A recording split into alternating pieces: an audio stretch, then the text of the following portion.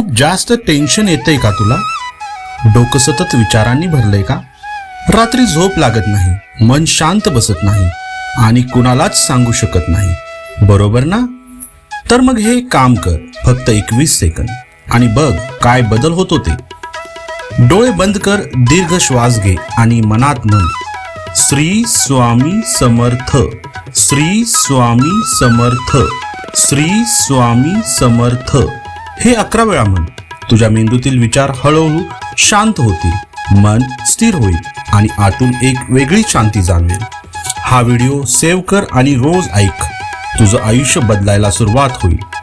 कमेंटमध्ये श्री स्वामी समर्थ लिहा. जय जय श्री स्वामी समर्थ.